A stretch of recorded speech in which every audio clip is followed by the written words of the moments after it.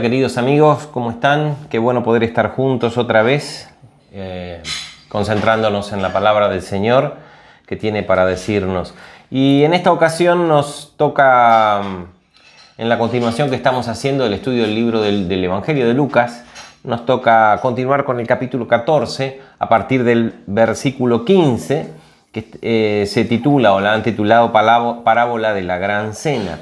Es una parábola muy linda, muy profunda, que habla de la gracia de Dios hacia nosotros, y que si bien está próximamente en el capítulo siguiente la parábola del hijo pródigo, que es una pieza magistral que normalmente llama mucho la atención, esta parábola también requiere de nuestra atención porque tiene enseñanzas muy profundas. Dice el versículo 15, que así comienza este pasaje, dice: oyendo esto, uno de los que estaban, al decir oyendo esto, quiere decir que estamos conectados, o es una continuación de lo que se viene relatando en los versículos anteriores del capítulo 14. Si recordamos un segundito, el versículo 14, justamente Jesús está invitado a un banquete, a una comida, a un almuerzo, en donde evidentemente son personas ricas, porque el anfitrión era un fariseo, y en esa reunión Jesús da ciertas consignas muy profundas que ya lo hemos analizado en ocasiones anteriores, respecto de la humildad y respecto de la actitud que tenemos que tener como cristianos, y también consejos tanto para los que asistían a fiestas como para los que organizaban fiestas. Entonces, por eso, oyendo esto que Jesús hablaba de banquete, fíjense que termina hablando Jesús que cuando hagas banquete, en el versículo 13,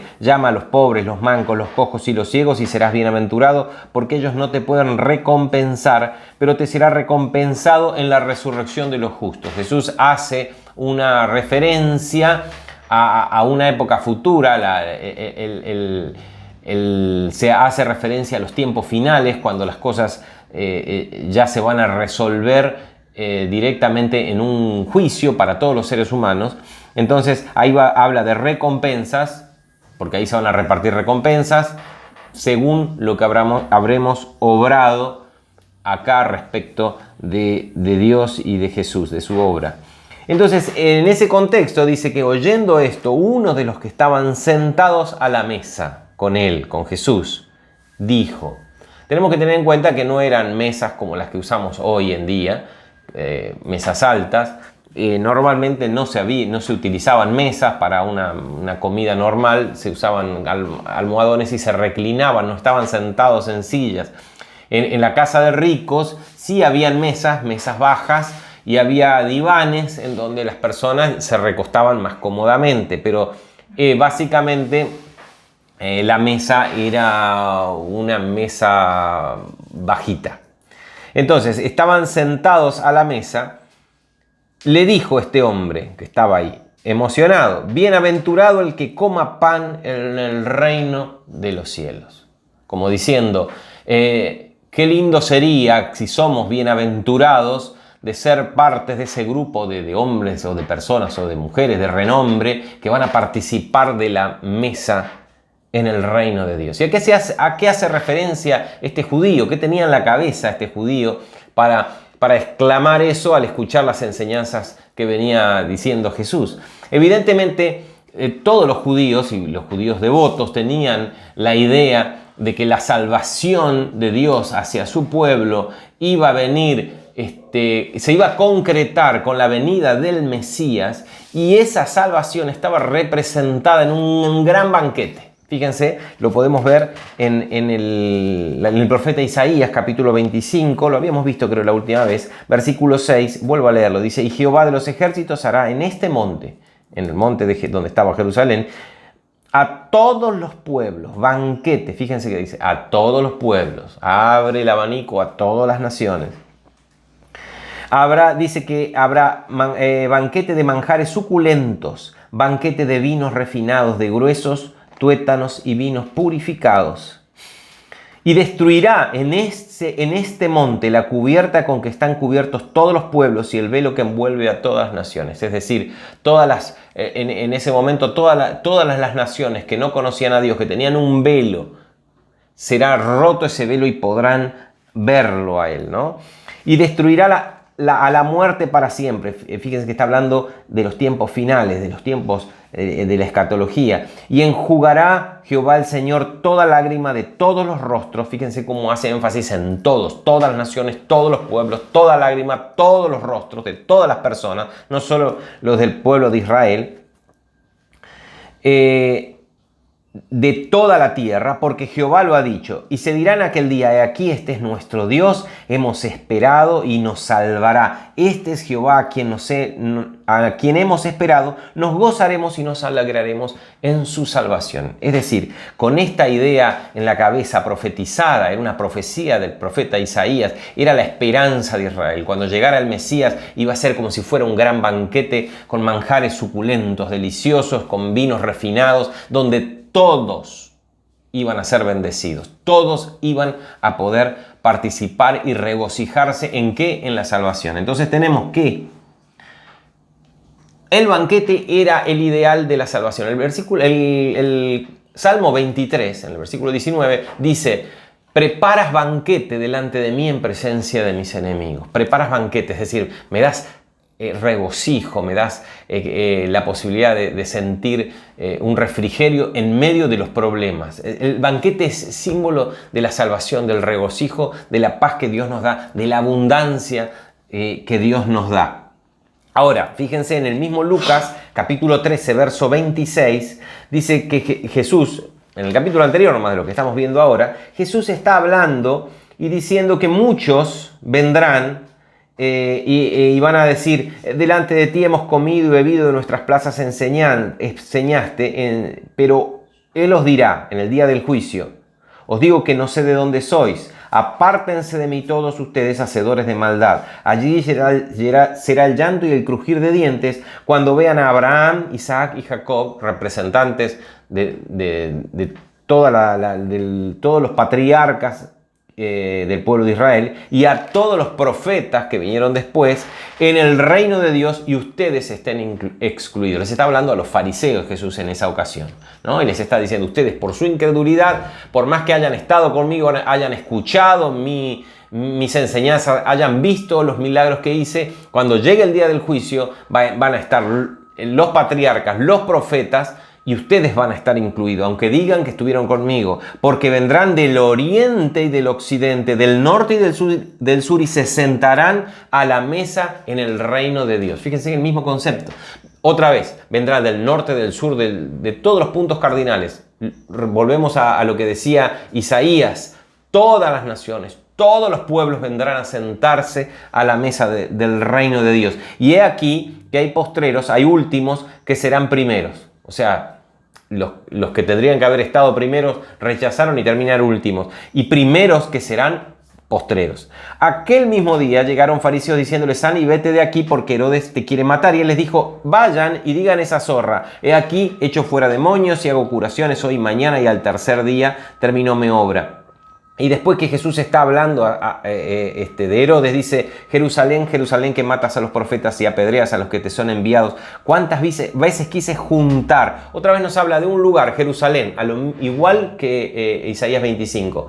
Este monte, los quiero juntar en Jerusalén, pero Jerusalén lo rechaza. Entonces, lo que Jesús está diciendo acá en Lucas 13 es: acá hay un banquete, el banquete mesiánico está listo, está servido, ¿no?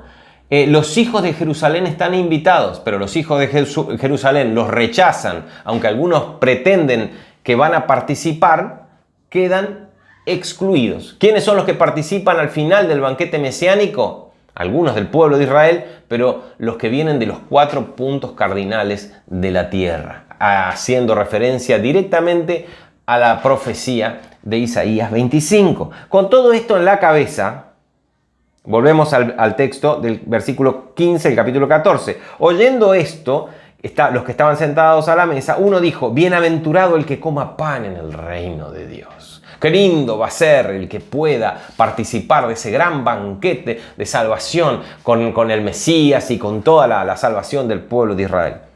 Y Jesús responde a esto con una parábola, que se refiere justamente a banquetes, porque venimos hablando de banquetes. Y en esta parábola tenemos en el versículo 16 y 17, fíjense, que un hombre hizo una gran cena, un gran banquete e invitó a muchos, convidó a muchos, ¿no? Un hombre hizo un gran banquete y convidó a muchos. Y a la hora de la cena envió a su siervo a decir a sus invitados, vengan que ya está todo preparado. Hasta acá todo bien, perfecto. Tenemos que tener en cuenta un detalle importante para poder comprender esta parábola. La costumbre en el Medio Oriente era que todo banquete importante, toda fiesta importante tenía doble invitación. La primera invitación era para que se le confirme al anfitrión si esa persona iba a venir. Entonces el anfitrión, en base a esa lista de invitados confirmados, elaboraba la comida, la cantidad de comida, preparaba el salón, preparaba los lugares para que todo estuviera acorde a la ocasión cuando vinieran los invitados. Y después, en otro momento, se enviaba al sirviente, porque el banquete, ¿quién lo podía hacer? Alguien rico que tenía sirvientes. Se enviaba al sirviente a buscar y a avisarle que ya estaba listo, que era hora de que vinieran. Evidentemente los invitados sabían más o menos el día y la hora, que siempre era después de la hora laboral, entonces estarían preparados, pero no iban si no venía el sirviente a decirle, vamos, ya está listo, ¿no? Esto lo vemos en el caso en el libro de Esther, en el capítulo 6, versículo 14, cuando la reina Esther invita al rey a Amán, a Amán, y después le envía el siervo para decirle, Amán, ya el banquete está preparado. Y ahí recién van. Esa es una costumbre muy antigua que incluso persiste hasta hoy en Medio Oriente. No es que es venite a cenar y ya está todo listo, venite cuando quieras, mientras tanto hacemos una picadita. Se trataba de un banquete, una fiesta formal en donde los invitados cumplían con ciertas normas, ¿no es cierto? Bien, hasta acá todo bien, porque la idea era esta. El banquete mesiánico ya está preparado. Los invitados ya recibieron la invitación a través de los profetas durante muchos años, y se está refiriendo al pueblo de Israel y básicamente a los que conocen la ley, a los que conocen y dirigen el pueblo de Israel, que son los más conocedores de toda la religión del verdadero Dios. Ahora vengan y disfruten de la comunión y vengan y disfruten de la comida de este banquete que ya se anunció durante muchos años. Eso es lo que Jesús está diciendo en la parábola. Eso es lo que se entiende por el contexto que ya venimos anteriormente, que expliqué, por todo lo que viene anteriormente, como respuesta a la exclamación de esta persona que estaba ahí en la mesa donde estaba Jesús. Jesús empieza con esta parábola. Un hombre hizo una gran cena. Bueno, estamos hablando, si es un hombre, ya la gente puede imaginarse, tiene la capacidad de imaginarse, son todos los que están ahí, fariseos y personas conocedoras de las Escrituras, imaginarse que el que organiza la gran cena es Jehová Dios. Convidó a muchos y a la hora de la cena envió a su siervo a decir a los convidados, vengan que ya está todo preparado. ¿Quién era ese siervo? Él era él mismo, Jesús. Lo envía como diciendo, es el momento, llegó el banquete mesiánico, la gran comida mesiánica para que todos participen, especialmente ustedes que vienen ya avisados y invitados por los profetas durante cientos de años, ¿no?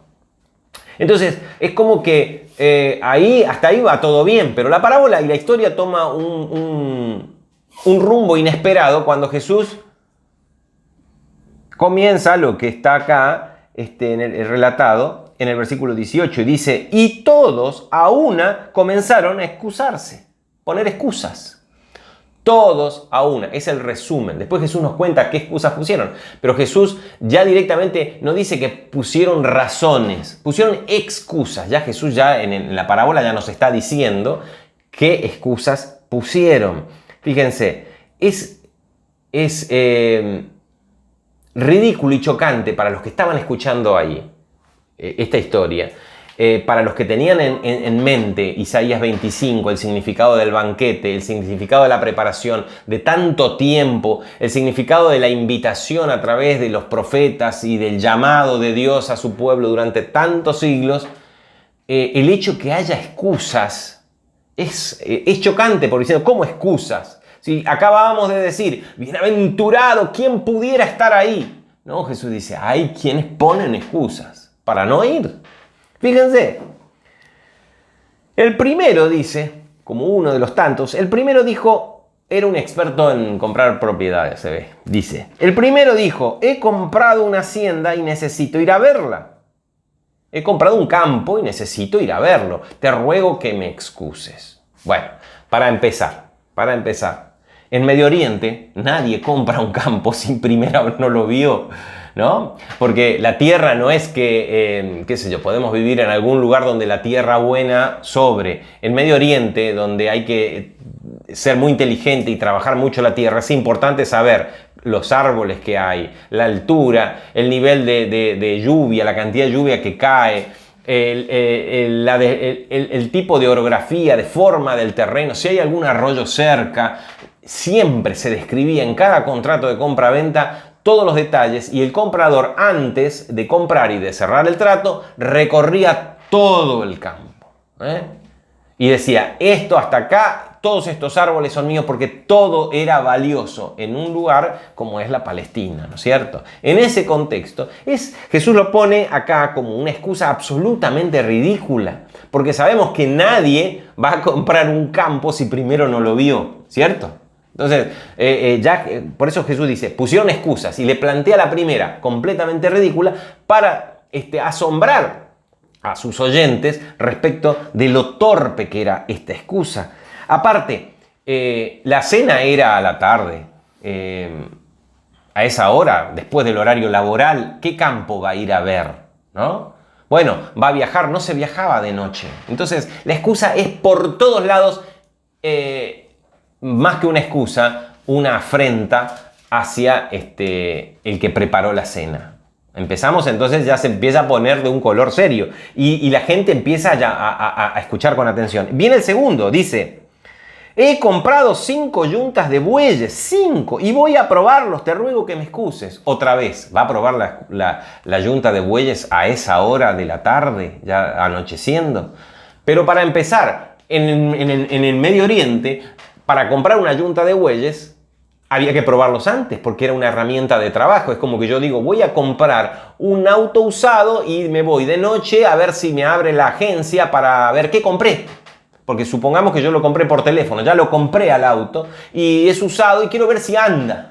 Es ridículo porque nadie va a comprar una cosa usada que ya está funcionando si primero no lo prueba. ¿Cómo se hacía? Se iba a un mercado y normalmente en los mercados había un terreno donde se podía probar con el arado el funcionamiento de los bueyes, si las yuntas tiraban parejos, si tenían la misma fuerza, se veían el año que tenía, la cantidad de edad, se le hacía un cálculo a través de la dentadura, la cantidad de edad que tenían esos bueyes, la contextura física, o si no, lo que hacían era, los granjeros que vendían yuntas de bueyes, lo publicaban e invitaban a los futuros compradores a visitar su campo y él les mostraba cómo funcionaban y dejaba que los compradores pudieran probar. Después se hacía la compra. Otra vez estamos en una situación absurda, ridícula, ¿no? Entonces dice, compré 5 yuntas de bueyes, no una, 5, tenía que probarlos esa noche, no podía hacer otra cosa.